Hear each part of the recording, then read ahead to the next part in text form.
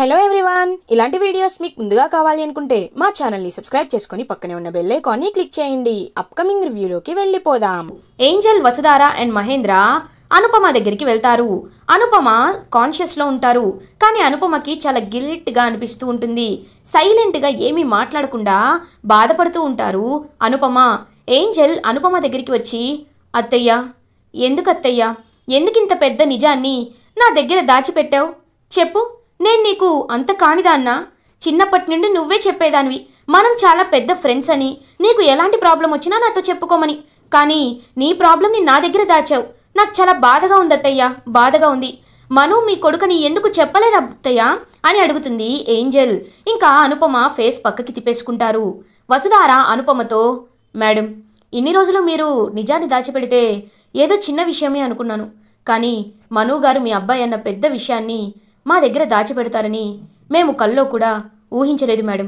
కానీ మీరు ఎందుకు దాచారో అనే విషయం మాకు తెలిసి తీరాలి అని అంటారు వసుధార. చూడు వసుధార, కొన్ని విషయాలు కొన్నింటి వరకే ఆలోచించాలి, ఎక్కువగా ఆలోచించకూడదు. ఈ విషయం కూడా అంతే అని అంటుంది అనుపమ. ఇది ఇలా ఉండగా మను ఒంటరిగా చాలా బాధపడుతూ కృంగిపోతూ ఉంటారు. మను దగ్గరికి మహేంద్ర వెళ్తారు. మను అని అంటారు. ఇంకా వెంటనే కన్నీళ్లు తుడుచుకొని, సార్, మళ్ళీ మీరు నన్ను అడగడానికి వచ్చారా అని అంటారు. లేదు మను, లేదు. నువ్వు ఎందుకు ఈ బంధాన్ని దాచిపెట్టావనే విషయం నీ వ్యక్తిగతాన్ని పదే పదే అడిగి నిన్న ఇబ్బంది పెట్టాలని నేను అస్సలు అనుకోవటం లేదు మను. కానీ అనుపమ స్పృహలోకి వచ్చిందని చెప్పడానికి నీ దగ్గరికి వచ్చాను. రా, అనుపమని వెళ్ళి కలవాలి అని ఇంకా మహేంద్ర అయితే మనుని అనుపమ దగ్గరికి తీసుకువెళ్తారు. ఏంజల్, వసుధార అప్పటికే బయటికి వచ్చేస్తారు. ఇంకా అలా మను అనుపమ దగ్గరికి వెళ్తారు. అనుపమ మొహాన్ని పక్కకి తిప్పుకొని మనుని చూడ్డానికి కూడా చాలా బాధపడుతూ ఉంటారు. మీరు నా కోసం మీ ప్రాణాలని అడ్డు వేశారు, మీ ప్రాణాలు రిస్క్లో పెట్టారు. నా కోసం మీరలా చేయకుండా ఉండాల్సింది. మొదటిసారి నేను ఇచ్చిన మాటని తప్పాను. మీతో ఏదైతే అనకూడదనుకున్నానో అదే మిమ్మల్ని అన్నాను. ఆ గాయమేదో నాకు అవ్వాల్సింది. ఆ ప్రాణం నాది పోతే బాగుండేది. ఈ నిజం వీళ్ళకి తెలిసేది కాదు. నన్ను క్షమించండి అని నమస్కారం చేస్తాడు మను. ఇంకా అనుపమ చాలా పాపం ఎమోషనల్గా ఫీల్ అవుతుంది. మహేంద్ర కూడా అలా స్టన్ అయ్యి ఉండిపోతాడు, పాపం ఎమోషనల్గా ఫీల్ అవుతూ. ఇంకెప్పుడు మిమ్మల్ని నేను అలా పిలవను అని కన్నీళ్లు తుడుచుకుంటూ అక్కడి నుండి వెళ్ళిపోతాడు మను చేయి పట్టుకుంటుంది అనుపమ. అనుపమ వైపు చూస్తారు. ఇంకా మనుని కూర్చోమని చెప్తుంది అనుపమ. మహేంద్ర అక్కడి నుండి బయటికి వెళ్ళిపోతారు. అనుపమ ఇద్దరు మాట్లాడుకుంటూ ఉంటారు. అనుపమ మనుతో, మను, నీకు కొన్ని విషయాలు తెలీదు నాన్న, తెలీదు. నేను ఎవరికైతే ఇన్నాళ్ళు నువ్వు దూరంగా ఉండాలని కోరుకున్నానో నువ్వు వాళ్ళకి ఇప్పుడు దగ్గరయ్యావు. ఇలాంటి నిజం ఎప్పుడు బయటపడుతుందానని ఇన్నాళ్ళు సతమతమయ్యాను. ఇప్పుడు ఏకంగా బయటే పడిపోయింది. చూడు మను, నువ్వు ఎప్పుడు ఇంకొకసారి నీ ప్రాణాలు పోతే బావుండు అనే మాటలు అనద్దు. ఎందుకంటే నువ్వున్నంతకాలమే నేను ఉంటాను. నీకేదైనా అయితే నేను తట్టుకోగలనా అని అంటారు అనుపమ. అమ్మ అని ఇంకా మను అయితే పాపం హక్ చేసుకుంటారు అనుపమని. ఇదంతా మహేంద్ర బయట మిర్రర్లో నుంచి చూస్తూ ఉంటారు. మహేంద్రకి మాత్రం ఖచ్చితంగా వీళ్ళిద్దరి మధ్య ఉన్న బంధం ఎందుకు ఇలా విడిపోయిందో తెలుసుకోవాలి. మను అంటే అనుపమకి ప్రాణం, అనుపమ అంటే మనుకి ప్రాణం. మరి ఎందుకు అనుపమ అంత కర్కశంగా మను పట్ల బిహేవ్ చేస్తుంది? అసలు అనుపమ ప్రవర్తన ఎందుకు ఇలా మారిపోయింది? ఎప్పుడు నలుగురి మంచి కోరుకునే అనుపమ తన కన్న కొడుకు విషయంలో మాత్రం ఎందుకని ఇంత పట్టుదలతో తను ఎవరు అనే విషయం ఎవరికి తెలియకుండా ఉండాలని ఇంతలా జాగ్రత్త పడింది?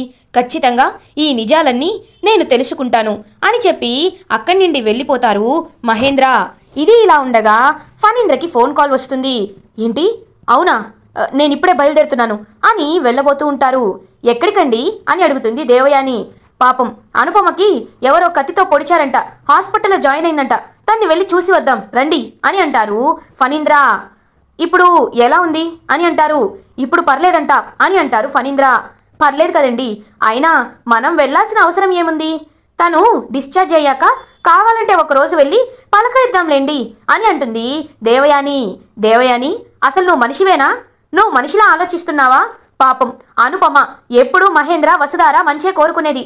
రిషి కనపడిపోయేసరికి తను కూడా చాలా బాధపడుతుంది. అలాంటి తనకి పాపం యాక్సిడెంట్ అయి తను అలా ఉంటే తన్ని పలకరించడానికి వెళ్ళట్లేదంటున్నారు. అసలు మానవత్వం అనేది నీలో కొంచెం కూడా లేదా? ఏరా శైలేంద్ర, నువ్వు కూడా వస్తావా, లేకపోతే మీ అమ్మలాగే తనతో పాటే కర్కశంగా ఉంటావా అని అడుగుతారు ఫణీంద్ర. లేదు డాడీ, నేను మీతో వస్తాను, రండి వెళ్దాం అని శైలేంద్ర ఫణీంద్ర హాస్పిటల్కి రీచ్ అవుతారు. ఫణీంద్ర అండ్ శైలేంద్ర హాస్పిటల్కి రీచ్ అవుతారు.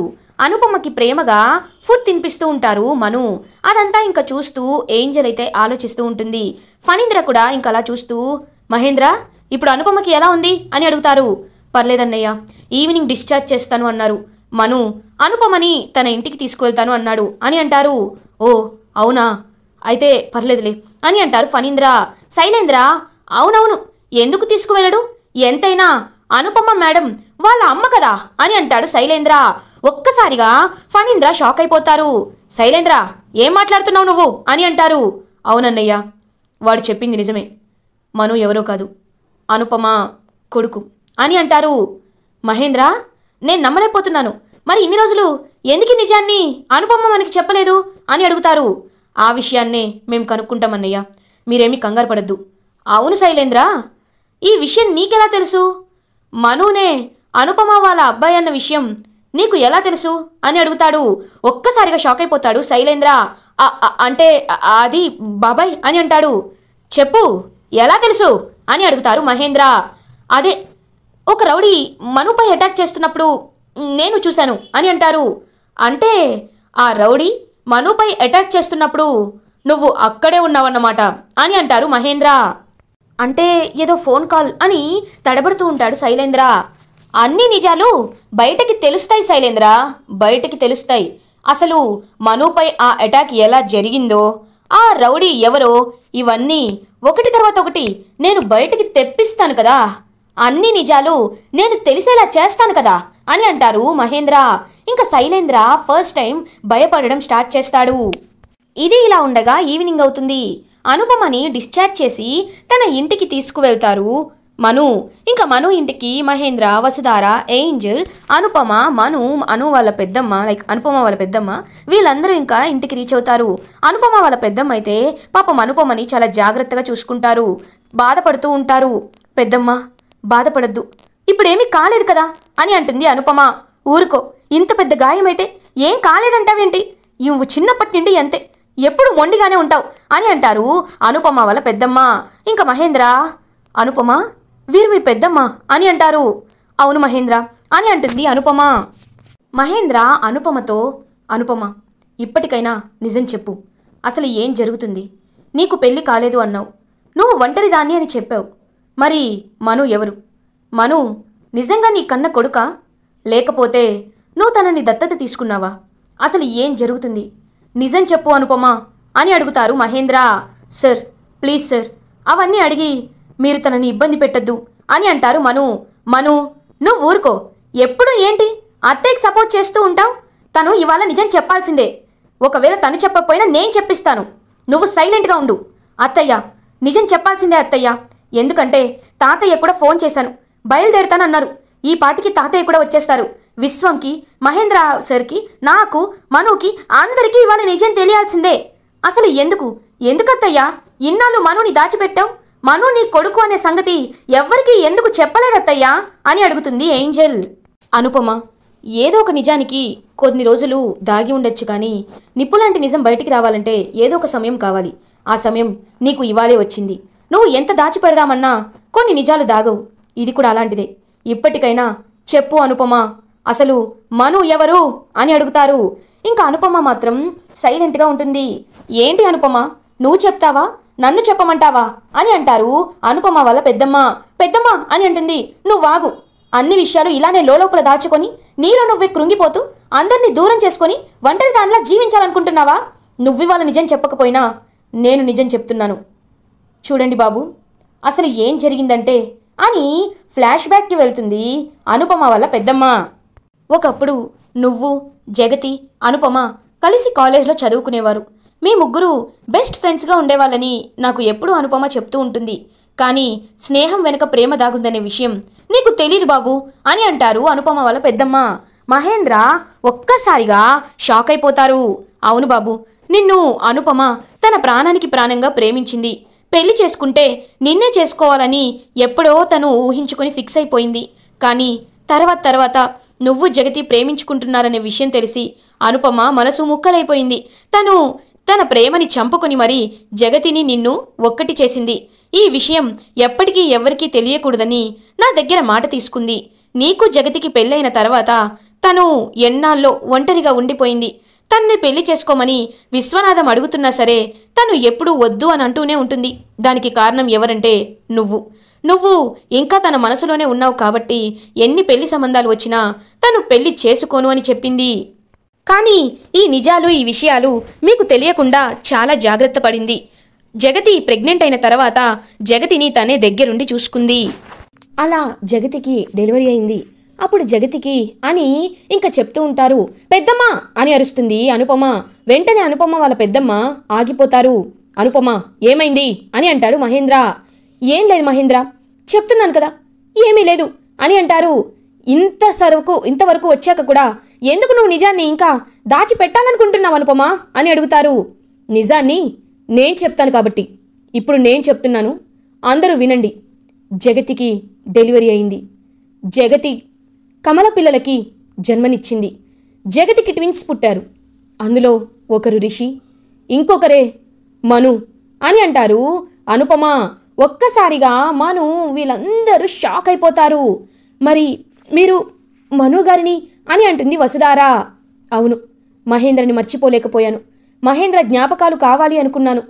కాబట్టే మనుని మహేంద్ర గుర్తుగా జగతి గుర్తుగా నాతో పాటు తీసుకువచ్చేశాను. కేవలం రిషి మాత్రమే పుట్టినట్లు డాక్టర్తో కూడా చెప్పమని ఆవిడని రిక్వెస్ట్ చేశాను. నా కోసం ఆవిడ ఆ పెద్ద నిజాన్ని దాచిపెట్టింది. మహేంద్ర గుర్తుగా మనుని కంటికి రెప్పలా చూసుకున్నాను. కానీ మను రాను నన్ను ప్రశ్నించడం మొదలుపెట్టాడు. నాన్న ఎవరు, ఎక్కడ ఉంటారు, అసలు నేను ఎవరి కొడుకుని అని అడుగుతూ ఉండేవాడు. ఆ ప్రశ్నలకి నేను సమాధానం చెప్పాలి అనుకోలేదు. ఎందుకంటే నాకు కేవలం మహేంద్ర గుర్తు మాత్రమే కావాలి. ఒకవేళ ఇప్పుడు బిడ్డని తీసుకువెళ్ళి వారసుడని చెప్పినా వాళ్ళు నమ్మే స్థాయిలో ఉండకపోవచ్చు. కాబట్టి ఎప్పుడూ మహేంద్రకి దూరంగా ఉండాలనే నేను కోరుకున్నాను. కానీ ఒకరోజు మను నేను ఎంత చెప్తున్నా వినకుండా వాళ్ళ నాన్న ఎవరు అని తెలుసుకునే ప్రయత్నం చేశాడు. నాకు తెలియకుండా చాలా వెబ్సైట్స్లో సెర్చ్ చేసి తన డేట్ ఆఫ్ బర్త్తో మ్యాచ్ అయ్యే హాస్పిటల్ని సెర్చ్ చేసి అందులో ఉన్న డేటాని కలెక్ట్ చేసుకోవాలి అనుకున్నాడు. నాకు సమయానికి ఆ విషయం తెలిసింది. మనుని కొట్టాను. ఎందుకు నేను ఈ చెప్పిన పని చేయటం లేదు? ఎందుకు నాకు వ్యతిరేకంగా ఆలోచిస్తున్నావు? నేను నిన్ను క్షమించేదే లేదు. ఇకపై నేను నిన్ను కొడుకుగా అనుకోవడం లేదు. నువ్వు నన్ను అమ్మ అని పిలవకూడదు. అమ్మ అని పిలిస్తే చచ్చేంత ఒట్టే అని చెప్పి నాకు ఇష్టం లేకపోయినా మనుతో ఒట్టేయించుకున్నాను. ఇదే జరిగింది అని అంటారు. ఇంకా మను అలా చాలా ఎమోషనల్గా చూస్తూ ఉంటారు. మహేంద్ర అంటే మను నాకు జగతికి ప్రతిరూపమా అని అడుగుతారు. అవును మహేంద్ర, అవును అని చెప్తుంది అనుపమ. ఇంకా మనుని హక్ చేసుకుంటారు మహేంద్ర. మను నువ్వు వారసుడివి నాన్న, డిబిఎస్టి కాలేజ్కి నువ్వు వారసుడివి అని ఇంకా చాలా ఎమోషనల్గా ఫీల్ అవుతారు మహేంద్ర. వసుధార కూడా ఇంకా చాలా షాక్డ్గా ఏంజల్ షాక్ అయిపోయి ఇంకందరూ అలా షాక్ స్టేజ్లో ఉంటారు. ఇంకా మహేంద్ర లేదు, నేను ఎప్పటి నుండో అనుకుంటూనే ఉన్నాను. ఎందుకు నాకు మనుతో రిషికి ఉన్నలాంటి బంధమే అనిపిస్తుందని. ఇప్పుడు దానికి సమాధానం అర్థమైంది. మను, ఇకపై నువ్వు గర్వంగా తల ఎత్తుకొని బ్రతకాలి. నీకెవరూ లేరని నువ్వు అనుకోకూడదు. దేవేంద్ర భూషణ్ వారసుడివి నువ్వు. రిషి, నువ్వు సమానమైన వారసత్వం కలిగిన వారు.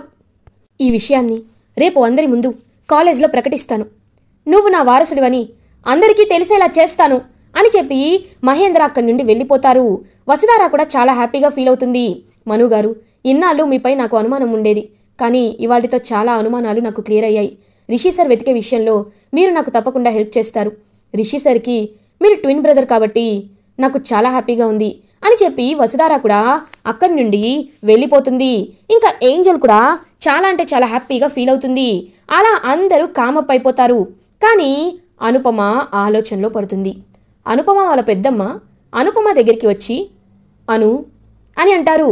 వెంటనే అనుపమ ఏడుస్తూ వాళ్ళ పెద్దమ్మని హక్ చేసుకుంటుంది. ఎందుకమ్మా ఎందుకు నిజాన్ని దాచిపెట్టావు అని అడుగుతుంది.